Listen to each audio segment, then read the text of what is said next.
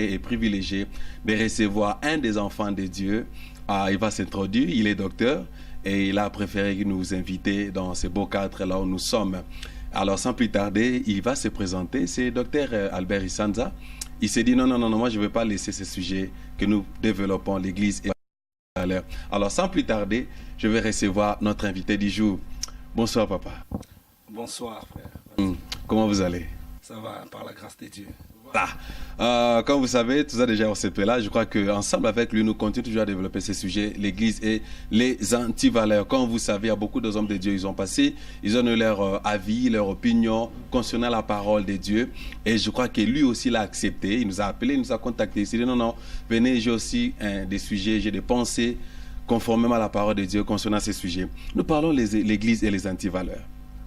Docteur Albert, dis-nous un peu, selon vous, avant que nous puissions entrer dans l'esprit du sujet, en un mot, ceux qui ne vous connaissent pas et c'est pour la première de vous voir, si vous pouvez vous introduire.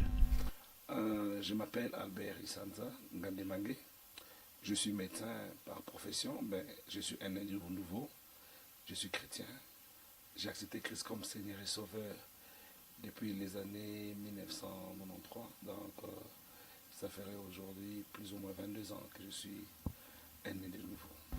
Voilà, donc cette émission, le son de la trompette, reçoit que des vétérans, si je peux utiliser ce terme, dans la vie chrétienne. Au moins plus de 23 ans, il est dans le Seigneur. Dis-nous un peu comment vous avez rencontré le Seigneur, un mot votre parcours avec le Seigneur. Je me rappelle, j'étais encore étudiant à l'université de Kinshasa. J'ai fait encore ma première année de médecine. Et c'est à travers des amis, nous sommes allés au niveau de l'avenue Béni. Il y avait une campagne d'évangélisation. Alors, je me rappelle, j'avais un ami qui est aussi médecin, un docteur Gauthier Chibindi, qui actuellement se retrouve en Australie. Et ces jours-là, les pasteurs qui prêchaient nous ont demandé, c'était qu'ils n'ont pas reçu Christ comme Seigneur et Sauveur, s'ils aimeraient bien recevoir Christ aujourd'hui dans leur cœur. Alors, on s'est pointé. Et dès lors, j'ai commencé à joindre l'église de la Trinité à Rigidi. Et jusqu'à aujourd'hui, je suis ici en Afrique du Sud. Et je continue à servir le Seigneur. Voilà, chers téléspectateurs, en un mot, vous avez compris qui est le docteur Albert Isanza, le frère Albert Isanza. Mais ce qui m'a étonné, plus de 20 ans, vous êtes dans le Seigneur, vous êtes toujours frère. Oui.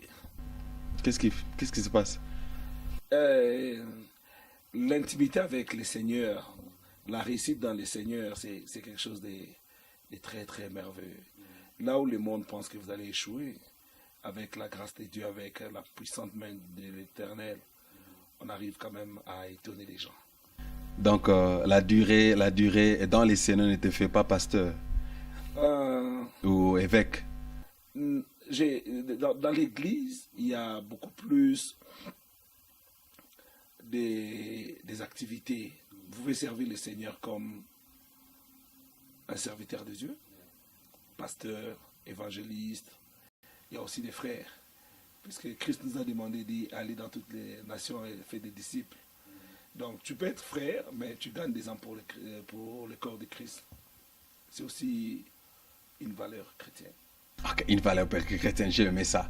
Donc ceux qui sont dans les Seigneurs, plus de 30 ans, ils ne vont pas plairer pour dire non, je suis toujours frère. Comment parce qu'apparemment, ceux qui sont dans les Seigneurs plus de 10 ans, ils se sentent un peu gênés. Ils veulent être évangélistes, ils veulent être pasteurs, prophètes, ainsi de suite. Mais vous, comme on dit en anglais, you feel comfortable to be a brother, un frère. Je me sens à l'aise dans ma peau de frère, dans le Seigneur, et que si l'appel de Dieu m'était dirigé vers être prophète ou bien devenir évangéliste, personne ne peut fuir la volonté de Dieu. Voilà, merci beaucoup.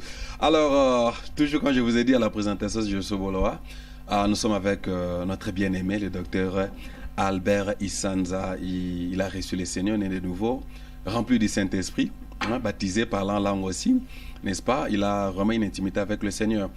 Bien-aimé Albert, nous parlons de l'Église et les antivaleurs. Ok, l'Église et les antivaleurs. Il y a beaucoup à dire là-dessus. Je me rappelle, il y a l'un des frères chantres qui a chanté « J'ai cherché l'église, j'ai trouvé dans les mondes, j'ai cherché les mondes, j'ai trouvé dans l'église ». Et donc, si on parle de l'église en général, il y a beaucoup à faire. Mais si je vais essayer un peu de focaliser notre débat, je parlerai plutôt de l'église au niveau de notre pays, le Congo. Je crois que l'église a failli à beaucoup de ses... il a fait à beaucoup de ses missions pour former le corps de Christ, pour donner la valeur chrétienne dans notre pays. Et que c'est pourquoi au jour d'aujourd'hui, les Congolais souffrent. Si on regarde le monde politique, il y a peu de chrétiens. Et si vous regardez aussi dans l'élite congolaise, il y a peu de chrétiens. Alors, avant d'aller plus loin, docteur, selon vous, comment vous définissez d'abord l'Église? L'Église, par définition, je dirais c'est le corps de Christ. Alors, dans le corps de Christ, c'est un ensemble. Quand on parle du corps, comme le corps humain, il y a les yeux et l'oreille.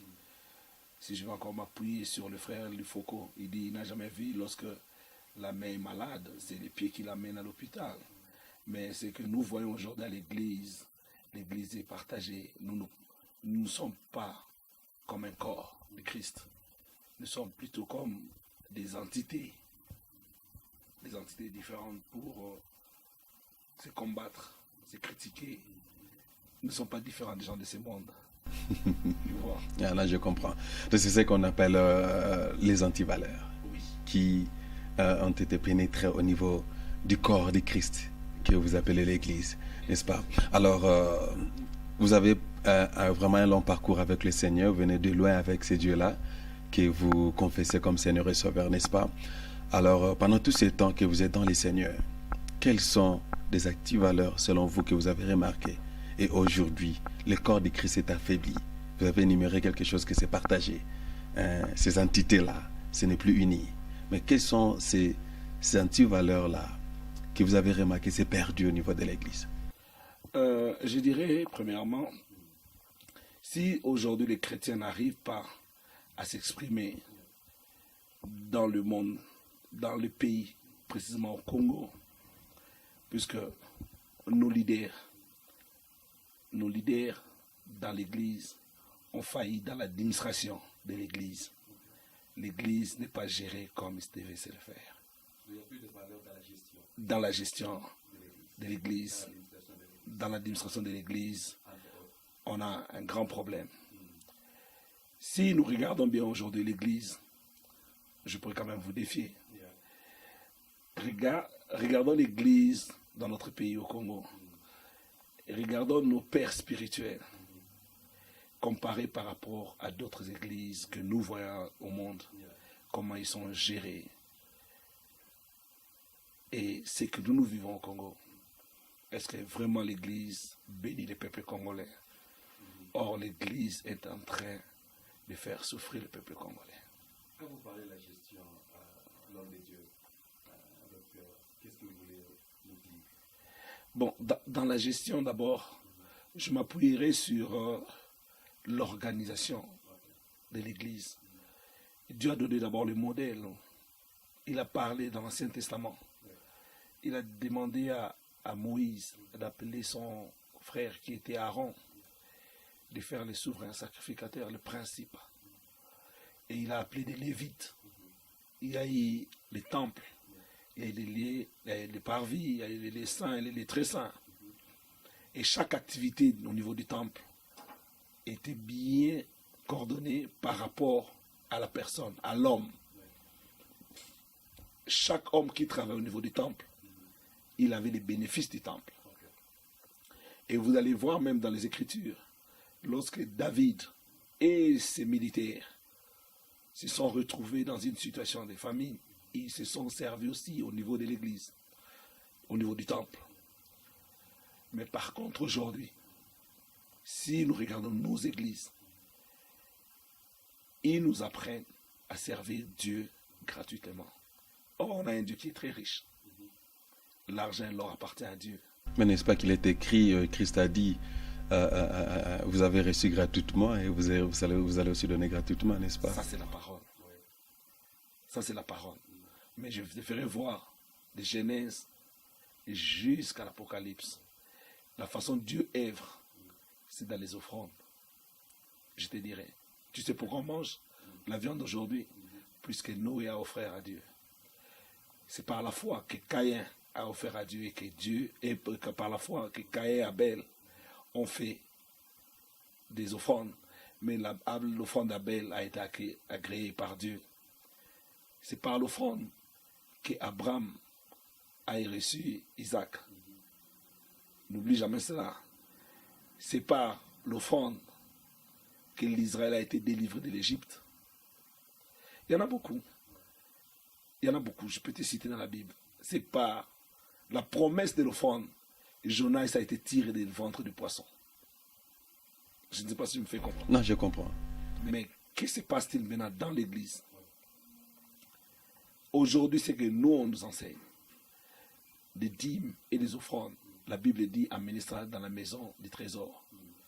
La maison du trésor, c'est la gestion de Dieu, c'est la maison de l'Église. Là, on a des intercesseurs, on a des chantres, on a des gens qui travaillent au niveau de l'aumônerie, on a des gens qui travaillent, qui doivent aller visiter les malades. Puisque Dieu a dit, si vous donnez à la veuve, si vous donnez à l'orphelin, si vous donnez à l'étranger, vous serez bénis. La main qui donne a été toujours au-dessus de la main qui reçoit. Est-ce que nous donnons? Est-ce que nous, les chrétiens, nous donnons aux autres? Mais les gens apparemment sont bénis. Et puis, quand vous venez de soulever tout à l'heure que amener Malachie, je crois, 3:10, que vous avez lu tout à l'heure là, qu'on doit amener à la maison du trésor, n'est-ce pas, les dîmes et les offrandes. Et ne pensez-vous pas que lorsqu'on amène ces dîmes et les offrandes, ça contribue à l'avancement de l'œuvre de Dieu? À l'avancement de l'œuvre de Dieu, ou bien ça contribue à l'avancement et à l'élévation du pasteur à seul, pasteur titulaire. C'est ce que moi je peux remarquer. C'est ça c'est ma constatation à l'église. Vous allez voir un pasteur très riche, le pasteur adjoint est pauvre. Vous allez voir les pasteurs très riches, les chantres se promènent à pied. Vous allez voir les pasteurs très riches, l'intercesseur n'a même pas de travail, il n'a même pas à manger à la maison. Donc, toutes ces histoires, je ne pense pas, si tu viens à l'église, l'intercesseur qui a prié, qui a intercédé pour que les services soient en bonne et due forme, rentre à la maison, il n'a pas à manger. Il sert le Seigneur, Dieu va le payer. Non, Dieu est riche. Non, Dieu est riche. Notre Dieu est riche. Il dit, nous serons une source de bénédiction. Donc la personne qui sert à l'église doit être une source de bénédiction. Docteur, vous voulez nous faire voir que parmi les antivaleurs, il y a l'égoïsme. Totalement. Que ceux qui travaillent à l'autel du Seigneur doivent en bénéficier. Comment ils doivent en bénéficier? Oui, je te dirais. La Bible me dit ceci. Lorsque vous organisez dans votre maison une réception, il faut toujours inviter un lévite. Les lévites, ça peut être les gens qui travaillent à l'église aujourd'hui. Ça peut être un intercesseur. Ça peut être un pasteur adjoint. Ça ne doit pas nécessairement être les pasteurs titulaires. Si je me fais comprendre. Non, je comprends. La dîme doit rentrer à l'église. Les offrandes doivent être à l'église, en telle sorte que les pasteurs doivent être payés. La Bible même me le dit.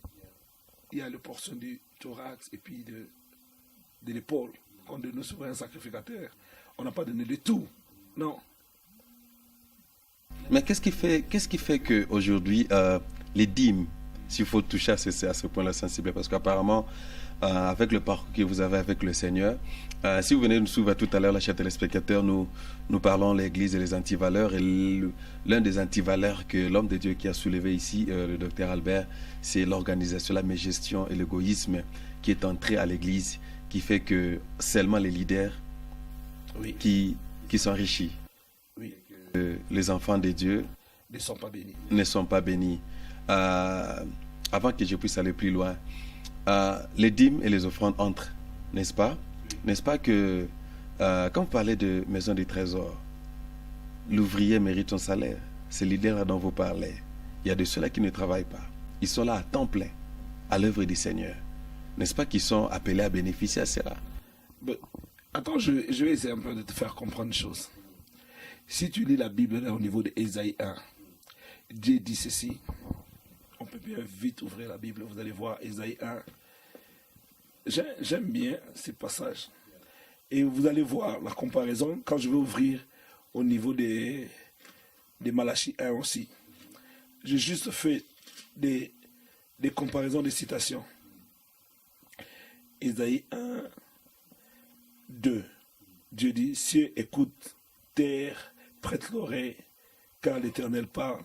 J'ai nourri et élevé des enfants, mais ils se sont révoltés contre moi. Le bœuf connaît son possesseur et l'âne connaît la crèche de son maître. Israël ne connaît rien. Et si tu vois au niveau des Malachie, Malachie 1, je vais juste ouvrir cela pour qu'on soit un peu éclairé par rapport à ce que je vais dire. Je vous ai aimé, dit l'Éternel, et vous dites, en quoi nous as-tu aimé? Ésaïe n'est-il pas le frère de Jacob? Dit l'Éternel. Cependant, j'ai aimé Jacob et j'ai eu de la haine pour Ésaü. Ok? Quand tu lis Malachie et quand tu lis Ésaïe, tu verras, Dieu nous rappelle sur la qualité de l'offrande. Aujourd'hui, les chrétiens ne donnent qu'à Dieu ce qui est des miettes. Ce qui est que des brebis chétifs. Les chrétiens égoïstes n'hésitent pas à donner à Dieu. Les chrétiens croient en Jésus-Christ, mais ils ne croient pas au principe que Christ nous a montré pour devenir riches. La Bible n'a pas dit, pour devenir riche, il faut jeûner, prier. Non, il n'a pas dit cela. Pour changer d'état de pauvreté à devenir riche, il n'y a que l'offrande. Et il n'y a que la dîme. Et la Bible nous enseigne sur la notion de la sémence. Là où ça tombe dans les terres de bonnes conditions, là où il y a des terres avec des pierres, et là où ça ne peut même pas croître. La même Bible aussi nous dit, il y a eu 5 ouvriers, à l'un on a donné 1, à l'autre on a donné 2, à l'autre on avait donné plus. Celui qui avait le plus, il a partagé. Et lorsque Dieu est revenu, il a dit, comme tu as été fidèle, là c'est petit, je te donne ce qui est plus grand. À celui qui était égoïste, qui avait peu, il a voulu cacher. On a même arraché ce qui était là pour lui. Donc, notre Église aujourd'hui souffre. Pourquoi? D'abord, on est égoïste. De 2, la mégestion sur l'œuvre de Dieu. L'argent qu'on apporte à l'Église, les dîmes qu'on apporte à l'Église, tout ça, c'est pour l'œuvre de Dieu. Mais nous voyons aujourd'hui, l'argent des dîmes, les pasteurs amènent ça à la maison. Ils ne prient même pas pour cet argent. Certains, après même l'Église, ils donnent à leurs femmes pour aller faire les petits marchés. Mais au même moment, les évangélistes, les chantres, les intercesseurs sortent, ils n'ont rien, ils n'ont même pas pris le fisc, le jus pour boire. Mais ils ont prié nuit et jour. Vendredi, ils travaillent aussi à l'église. Merci beaucoup, docteur Albert Isanda. Téléspectateurs, vous qui nous suivez dans cette émission, Le Son de la Trompette, nous sommes avec docteur Isanda, l'un des enfants des dieux, parlant de l'Église et les antivaleurs. Lui, il a remarqué, parmi les antivaleurs à l'Église, il y a l'égoïsme, il y a la mégestion au niveau de l'Église, corps du Christ. Alors, docteur, si vous avez des questions à poser, et des suggestions, des avis contraires à ceux qui viennent de soulever, sentez-vous libre, SMS-nous. Les numéros sont dans vos petits écrans. Je crois que nous allons amener cela. Si vous voulez aussi soutenir cette œuvre pour que ça puisse aller de l'avant et ramener encore le docteur dans cette émission, je crois que vous êtes là. Bienvenue. Docteur, c'est comme si vous défendez les enfants de Dieu. Et il y a aussi des enfants de Dieu qui, c'est comme si vous encouragez à être paresseux, à ne pas, c'est-à-dire travailler et dire, bon, s'attendre toujours aux pasteurs et aux hommes de Dieu qui dirigent. N'est-ce pas? Parce que s'ils travaillent, ils travaillent dans l'œuvre du Seigneur, ils attendent que le pasteur leur paye, disons en termes de paiement, n'est-ce pas? Et c'est comme ça devient, ce n'est plus l'œuvre de Dieu, ça devient maintenant un business. Ok, je te dirais ceci. Si tu lis la Bible, où trouver Christ, où Christ gagnait de l'argent pour nourrir les apôtres? Il s'est promené avec des apôtres. Le jour de Pâques, il a même loué des endroits, il a envoyé aller réserver, nous allons fêter là-bas. Lorsqu'il prêchait, il a demandé de chercher à manger, faites asseoir les gens, donner. Comment il savait? Il y avait 5000 hommes. Il y a eu l'administration au niveau de Christ. Tu comprends? Je n'envoie pas l'enfant de Dieu à être fainéant ou bien à ne pas travailler.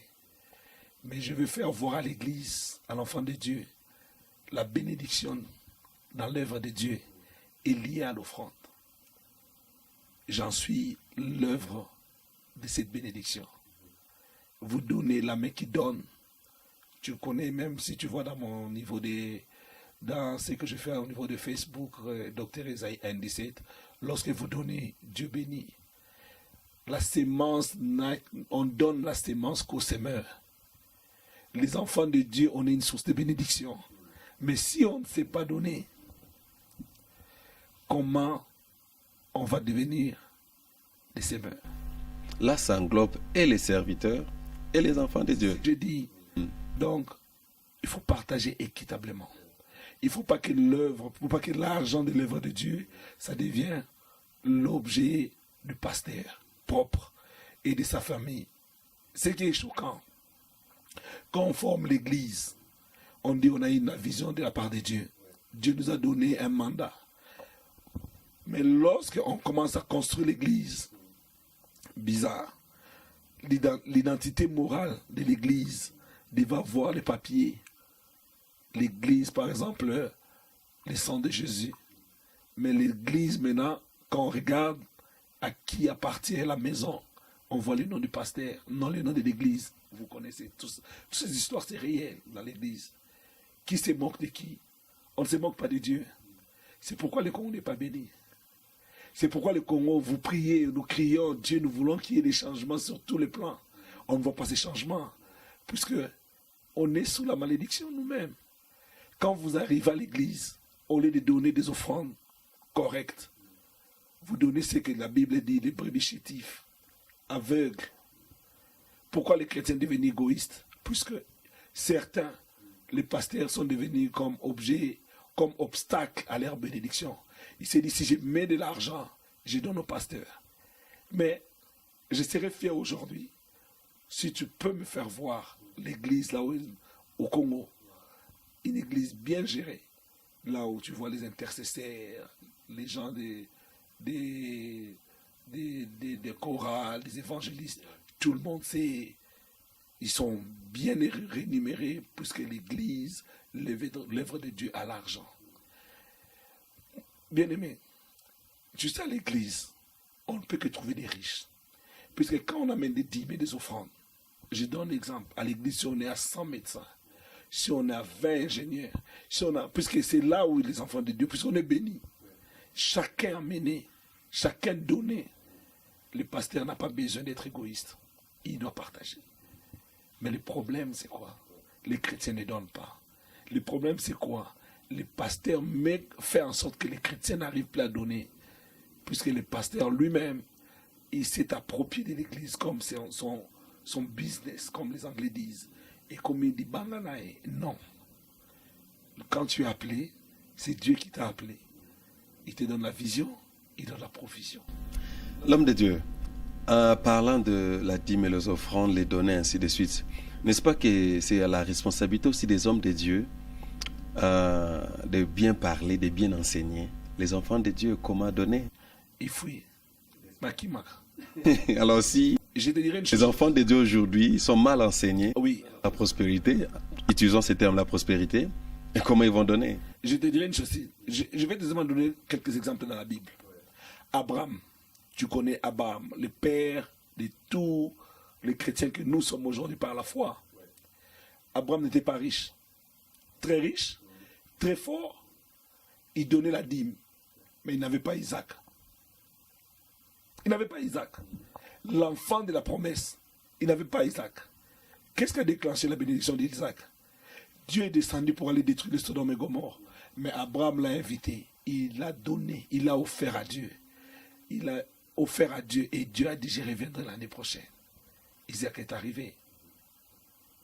Moïse, un homme de Dieu très puissant. Il a fait 10 grands miracles, 10 grands fléaux. Est-ce que les pharaons avaient libéré les Israéliens? Mais lorsqu'ils ont eu la décision que les riches s'attachent aux pauvres, Bakata, qu'ils offrent à Dieu les premiers-nés des limbes. Tu comprends? Ils ont fait et Dieu a visité l'église. Dieu a visité l'Égypte. Tu comprends? Christ lui-même sur la terre est arrivé à l'église. Il a regardé durant les offrandes. Il dit, on parlera de cette femme jusqu'à la fin des temps. Nous vous en parlons aujourd'hui. Elle n'était pas riche, elle a donné ce qui était essentiel. Est-ce que nous, aujourd'hui, nous donnons ce qui est essentiel?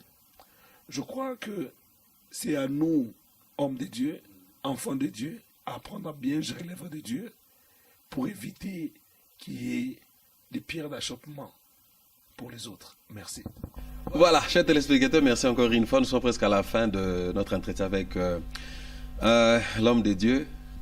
Il est toujours frère, mais les choses qu'il est en train de déclencher ici, on pourrait prétendre que c'est un apôtre. Mais on bénit le Seigneur parce qu'il est toujours frère. Albert Isanza, merci beaucoup. Alors si vous avez des questions au contraire, des suggestions, des avis, si vous appuyez cela, vous êtes toujours la bienvenue. Alors n'hésitez pas à contacter nos numéros qui sont dans vos petits écrans. Je crois que ça sera toujours la bienvenue. Si vous avez aussi des avis contraires à ce qu'il vient de dire, je crois qu'il s'est appuyé sur la parole de Dieu et je crois que vous avez quand même compris, vous avez comme des éclaircissements concernant Malachie 3.10, apporter à la maison du trésor, non à la maison des you know, comme ça se fait aujourd'hui. Ce sont des antivaleurs qu'on est en train de soulever. Nous avons ramené, rentrer au commencement comme la Bible en parle. Donc lui, selon l'homme de Dieu, Albert Isanza, il a insisté les antivaleurs concernant la dîme et les offrandes. L'homme de Dieu va bientôt terminer. Je ne sais pas si vous avez un mot de la fin concernant les antivaleurs. Quel est le message? Parce que Dieu voulant, nous allons encore retourner parce qu'il faut chercher le remède. Qu'est-ce qu'il faut faire pour ramener le corps de Christ à être unis? La première des choses, je dirais à mes frères, il faut avoir la crainte de Dieu. Je n'aimerais pas qu'on arrive à vivre l'effet d'Ésaïe 1, je crois, je ne sais pas si c'est 16, quand Dieu dit, lorsque vous élevez vos mains, moi je tourne mon dos, je ne vous regarde pas. Quand Dieu ne te regarde pas, tu n'es pas béni. Donc, il faut donner dans l'œuvre de Dieu. Il faut faire tout. Il faut assister l'homme de Dieu à bien gérer l'œuvre de Dieu. On ne doit pas faire de l'homme de Dieu comme dans le monde, ils font des gens de petits dieux. C'est un homme de Dieu. Il a besoin de votre aide, de vos prières et surtout de notre expertise. Et ces hommes de Dieu doivent être aussi sensibles et disponibles à écouter aussi. À écouter. Gérons l'œuvre de Dieu selon sa parole. Parce qu'avoir déjà 1000 membres, 15 000 membres, 3 000 membres, ces hommes de Dieu en question, ils se disent non, nous sommes déjà au top, je n'ai besoin de conseil d'aucune personne. N'est-ce pas? Ne pensez-vous pas que ces hommes, il y a des gens, il y a des gens qui les approchent aussi, n'est-ce pas? Et ça qu'on appelle aussi... Tu sais que dans ce monde, il y a des coins qui aujourd'hui sont... Les gens ont besoin de la parole de Dieu. Donc il faut aller dans toutes les nations. Pour envoyer les gens dans toutes les nations, on a besoin d'un grand budget. Et ce budget-là ne viendra que si les enfants de Dieu sont bénis. Or, la bénédiction ne peut que venir si nous respectons les principes de Dieu. Merci. Voilà, merci beaucoup chers téléspectateurs. Nous sommes presque à la fin de notre édition d'aujourd'hui. Je crois que vous étiez bénis. Vous étiez informés, vous étiez aussi formés. Et ce que j'aime avec cette émission, c'est que nous ramenons les enfants de Dieu à la parole du Seigneur. C'est le son de la trompette. Alors, si vous avez des questions à poser concernant la dîme et les offrandes, je crois que l'homme de Dieu est mieux placé aussi pour nous donner certaines lumières concernant ces domaines. Il a dit nous devons soutenir les pauvres, soutenir les veuves, ainsi de suite, et gérer bien les trésors du Seigneur, les 10 000 offrandes qui entrent, ce n'est pas envoyer, je ne sais pas, acheter quoi, qui que ce soit, mais c'est pour l'avancement de l'œuvre de Dieu, pour que le corps de Christ soit bien préparé et amener aussi les gens à la prospérité, la vraie prospérité, afin que tous les enfants de Dieu se retrouvent, afin que demain ils ne puissent pas dire que notre Dieu devient menteur parce qu'il donne, et comment il donne aussi, dans quelle terre il donne. Et aujourd'hui, les enfants de Dieu disent que Dieu devient menteur parce qu'ils ne voient pas la main de Dieu. Or, c'est la même gestion et de ces offrandes et ces dîmes. Merci beaucoup, nous sommes presque à la fin. Si vous avez des questions à poser, sentez-vous à l'aise. Les numéros sont dans nos petits écrans. Merci beaucoup à toute l'équipe technique de la chaîne télévisée qui nous a permis que nous puissions vous atteindre. Chers enfants de Dieu, chers prophètes, chers serviteurs, pasteurs, bishops, évêques, ça c'est votre plateforme, les sons de la trompette. Nous cherchons toujours à préparer le corps de Christ qui aujourd'hui est détruit par des histoires qui se font, on ne sait pas. Peut-être Christ est déjà à des retours. Merci. Quant à moi, je suis Boulawa, je vous dis et je déclare, Jésus-Christ est Seigneur. Merci. À la fois prochaine.